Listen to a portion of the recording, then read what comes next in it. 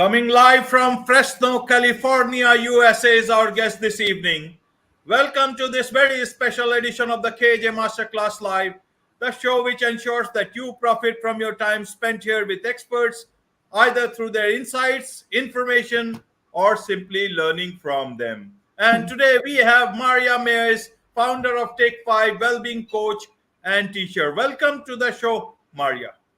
Thank you, AJ. It's a pleasure to be here. Thank you to your listeners and viewers for giving us this space in their day.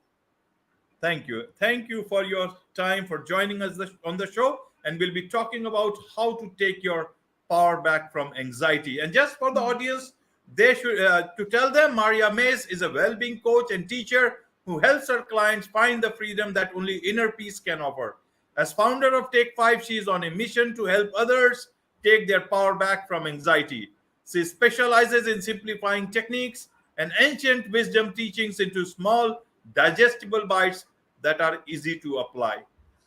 So, Maria, firstly, tell us more about your company, founder of Take 5. What does it do, and what do people come there for? Okay, thank you, AJ. So Take 5 is a business focused on helping individuals and teams within the workplace take their power back from anxiety. And that would include things like releasing tension, physical tension in the body, stored anxiety, as well as stress management. And so there's several different doors, if you will, all leading to the same destination, which would be a baseline of inner peace. And so with that, Take 5's foundational offering is a very simple 5-minute stretch and breath break that encourages folks to, at your desk, like we're here today, pausing, stepping away from the noise of the world, stepping away from the media, stepping away from the demands of having a business if you're running a business, or the expectations of your employment and the expectations of your role as maybe a caretaker in your family, to just pause from all of those for 5 minutes to connect with the breath, do some gentle stretches, and just release some of that tension and responsibility so that you can come out of that 5 minutes much more focused, clear-headed, relaxed, and ready to be truly more productive and present for those you work with and those that you care for. So that's kind of one foundation, starting with just 5 minutes. And then there's a variety of other services, from private instruction, mindfulness-based consumption, like mindful wine tasting, all the way up to individual one-on-one coaching for those that are ready to really step into another chapter in their lives. So those who are looking to make some sort of transformation in either health or career, or possibly relationship, or maybe all of the above. So Right, right, Maria. Now you see anxiety. yes. Anxiety is everywhere, and you have spent a good amount of time in the corporate world, especially in the technology space. Mm-hmm. And today, a lot of the technology that we use is also leading to a lot of anxiety. But just to understand from you, because you have clients, individual clients as well as corporate clients, Mm-hmm. what is it that anxiety, what sort of anxiety that is creating the problem in our lives, in workplace as well as personal lives? And then we'll come to how to deal with that. But it's very difficult sometimes to actually know what anxiety is. What exactly, sometimes you can just be a bit more excited about things. Is that anxiety? How do you know there is anxiety in your life, How do in you know? workplace as well as personal life? Yeah, so it manifests itself differently in everybody, right? And so part of what I work with my clients on it is getting an understanding and becoming able to verbalize where they feel anxiety in the body. So some of us might just feel, and where it's coming from in terms of your first question, I guess I should start with that, which is, unless you're living under a rock somewhere, maybe high up on a mountain, you likely have stressors, and anxiety is really about the not our inability to control our external environment, but our desire to control it, right? Okay. So as we look at and becoming, um, I don't want to say abnormal, but a little bit more heightened and worrisome about that lack of control than average. So if you think about um, just what we went through in the past few years with the onset of the pandemic, the rates of having, anxiety and the general anxiety throughout the world has raised, right? But we also had an opportunity through the pandemic to slow down a little bit, to take a pause, and to maybe become aware of some of these underlying things that occurred within our lifestyles that create things like worry cycles or physical manifestations in the body. So, drop into the second part of that question in terms of what is it? How does it feel? For everybody, it might be different. So, it might manifest as digestive issues like irritable bowel syndrome. It might manifest as rageful outburst at your family, losing your cool, snapping at your kids, snapping at your spouse. So all of those can be tracked back to, is your baseline state one of just a calm, peaceful, trusting existence in knowing that everything's going to work out as it should? Or are you on the edge, kind of always rattled, just always, not sure, looking at, the worst case scenario, concerned at, what's going to happen here with the virus, what's going to happen there if I don't mask, what's going to happen here if I don't vaccinate, all um, those different things. And because the majority of the media consumption, or the media that's out there, is a lot of fear based, a lot of, fear cells, right? Negativity cells. Then we have a negativity bias in the brain in terms of our wiring. There's a biological component as well as then the environmental component that just allows us to step into kind of a perfect storm of offering a perfect storm of anxiety. And so it's really up to us as individuals to determine, can I step away from that and come back to the internal world? Can I step into my truth where there is calm and there is peace and I am whole?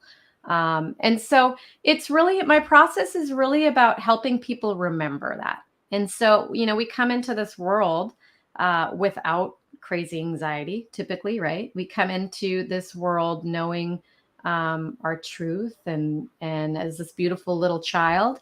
But through the conditioning of the world and the expectations culturally, what we find is we get caught up. I see with a lot of my clients in the tech world as well, getting caught up in the hamster wheel of productivity, the do more, achieve more, produce more, perform better, just the go, go, go, go, go. And so along with that can oftentimes come the anxiety of the pressure of always having to do more, to perform more, to reach higher. And there's a cost to that in terms of our health. Right, right. So you said anxiety is all desire to control things that we want to, and that particular yardstick is controlled by somebody else. So how will you ever achieve it? Isn't it an easy thing to understand that uh, in the desire to control your performance expectations of other from others, you're Mm-hmm. actually giving your control to anxiety. Exactly. Exactly. So we don't realize how we give our power away, right? I think it's one of those things where, especially when we get caught up. I'll speak for my own self. I mean, I was so far on that trajectory of just, achieving, moving forward, and at the same time caretaking for so many around me, that I that in itself can almost become a pattern of almost addiction, right? Of a cycle of just taking care of everybody else, achieving, achieving, achieving, but never taking time to slow down and to realize that I have the power to say, you know what, I need to pause right now. I need to take a few breaths. because the power that we have within our breath, that's, if we look at the different tools in the toolbox of taking your power back, your breath is probably the most powerful one, in that, in a situation that might cause someone, let's say anxiety. Let's say you don't have generalized anxiety disorder, but you're getting ready to give a presentation, or you're going to come speak on a podcast in Right. front of lots of viewers.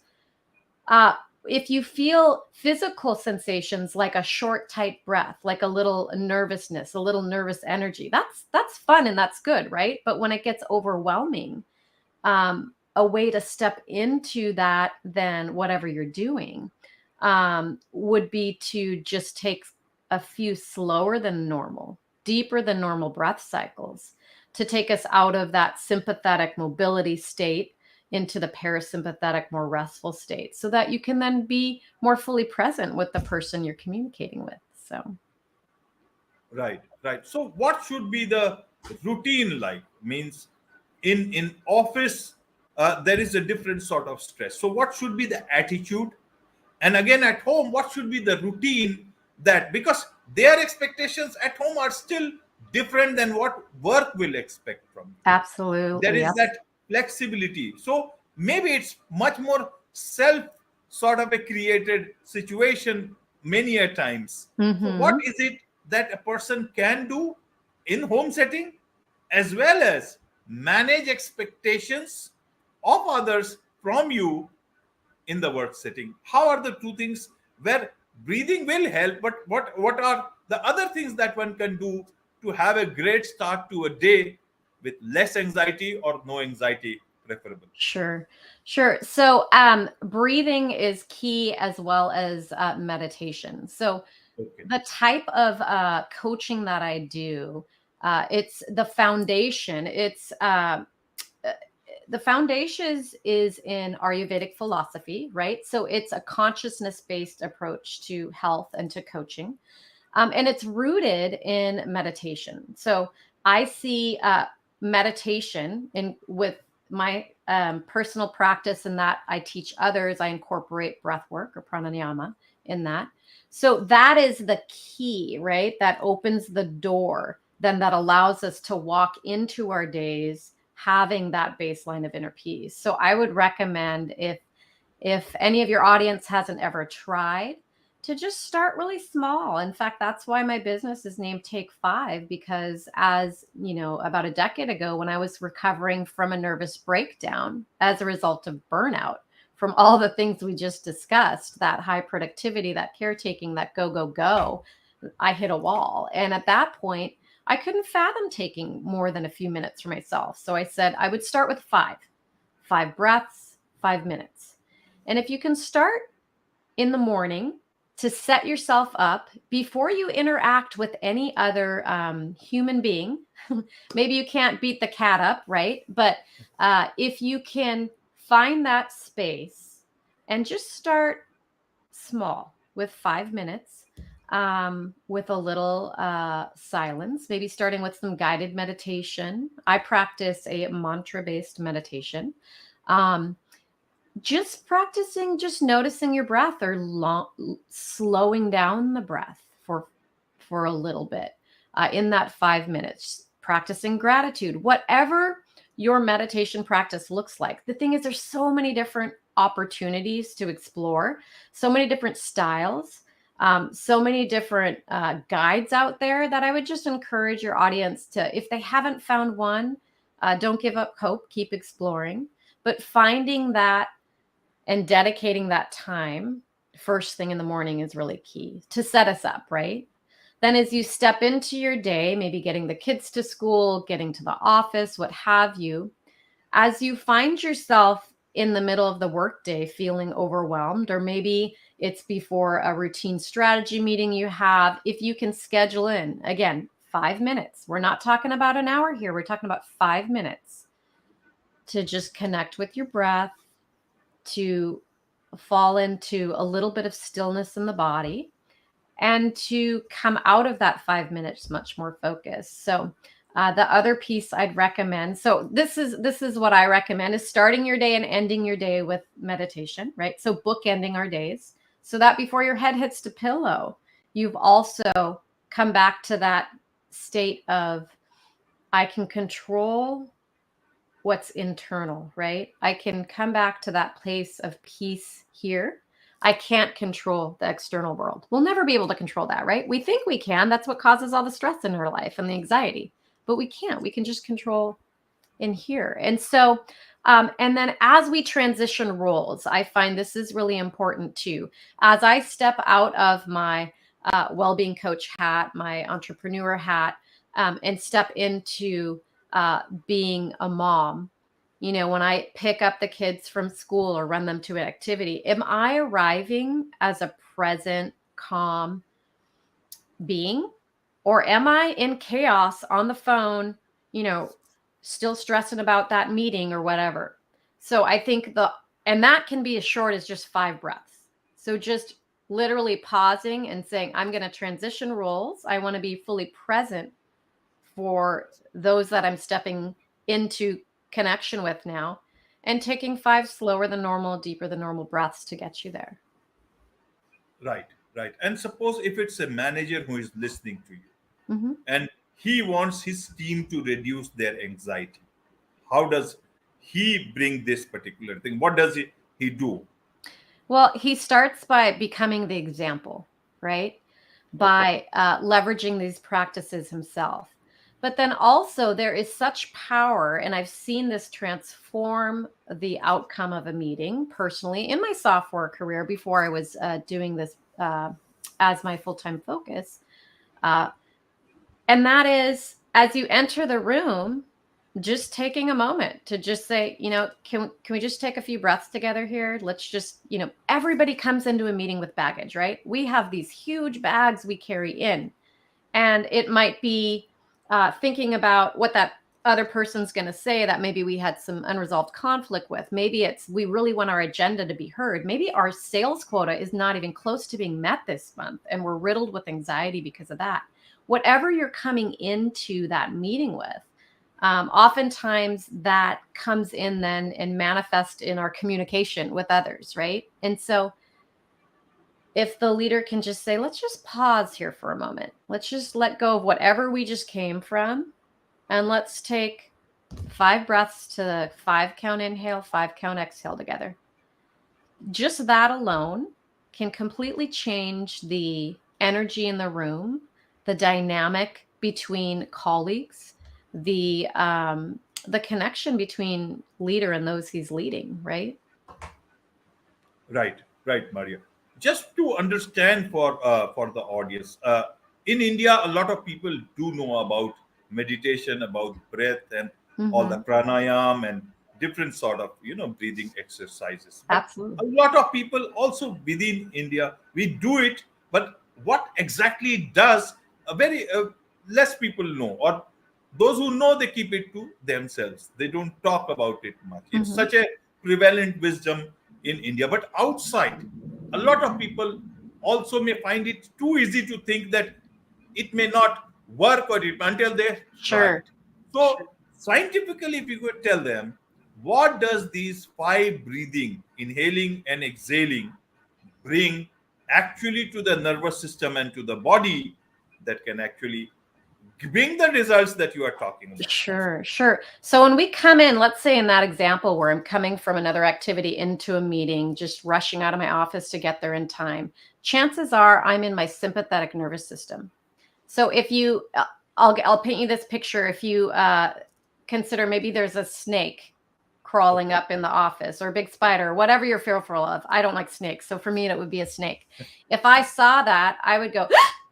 So immediately my breath is up in my chest, it's constricted, my body's ready for movement. I'm in that mobilized sympathetic state. And the reality is, due to the chronic stress that we have within our culture, most of us are stuck there. And so when we slow the breath rather than tight, high, fast, slowing the breath for a few cycles, that takes us out of that sympathetic state and drops us into a parasympathetic, which is our rest and digest state, which allows us to then be more calm, more mentally focused. Also really important to do before we eat a meal, because when we're in that sympathetic state, we're mobilized, and all those systems that we don't need are throttled back, right? Like our digestion. So that's why it's so important. And physiologically, what's going on is we're moving from a heightened state of mobility into a more restful state of calm and focus.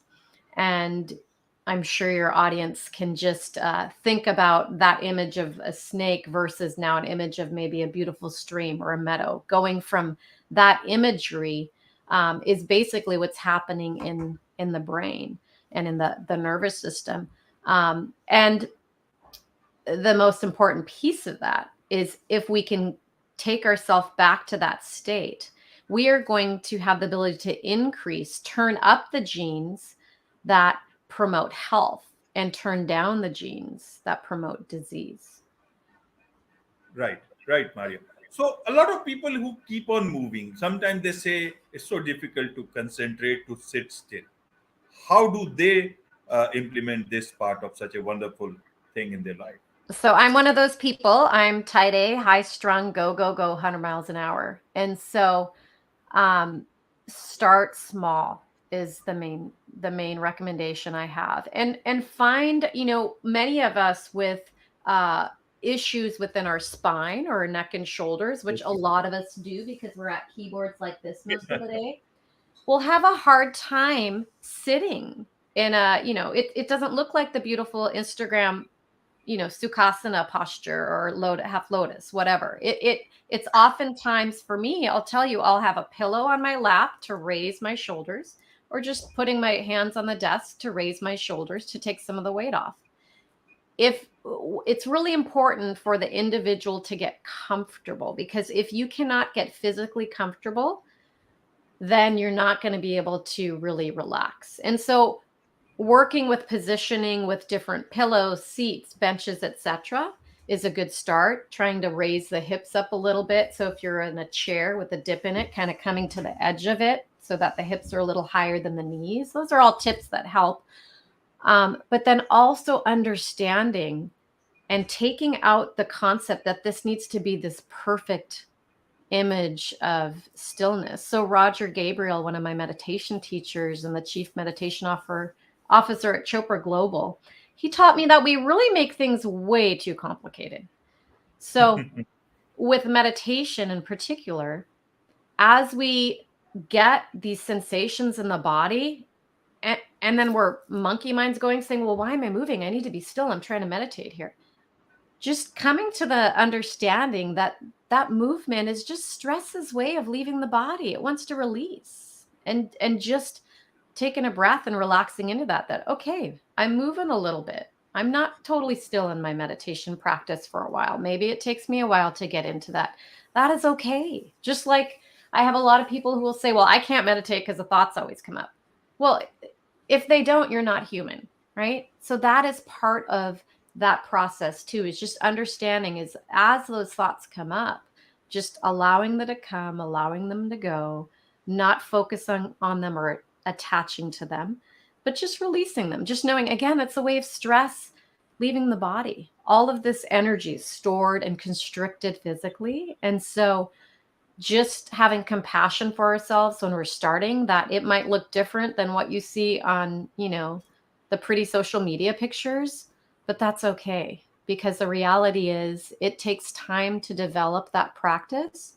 So just having patience and self-compassion, and knowing that honoring what your body needs in terms of positioning and movement. Right, right. Wonderful. Such great insights, such great understanding about something very simple but very important for our bodies. And it is, this Absolutely. power is within us. That's the one most wonderful. Absolutely. That's the core of all of that I do and teach and coach on, is that these wisdoms are inside of us. We come into this world knowing this. It's just through the expectations of our culture, the conditionings of the world, and the busyness and the noise and the chaos externally that clouds that, and then we forget. So it's just a process of remembering, and sometimes we need a little help in remembering, and that's what I'm here for. Right. So how do people connect with you, those companies, those clients, if Hmm. they need to get that, you know, Yeah. direction from you? How do they do that? So you can reach me at my website, which is take five. So the word take, the number five, dot health. So rather than dot com, it's dot health. And I have on there a variety of options. Encourage your listeners to maybe subscribe to the newsletter. I do put out the 5 minute stretch and breath break videos to subscribers. I release one new one a month. And those are things that you can use before a meeting with your team. If maybe you're not comfortable leading them through a little stretch and breath work, just say, we're going to watch this today before the meeting. You can find me at on the social channels at Take Five Health, no dot, and some free resources on my website. And then just reach out to me via email, via the website if you want to talk more and learn more. Wonderful, wonderful. And the best part of knowing this art is that you have gotten to rush for a meeting in the next 5 minutes, but you are not anxious about it at all. That's the Not good at part. all. That is the beautiful piece of it. Yes. So I've got my breath, that most powerful tool. So Right, right. Thank you so much for your time, Maria. thank With you, this, it's a AJ. wrap. With this, it's a wrap on this very special edition of the KJ Masterclass Live. Have a great day, Maria. You too. Thank you so much.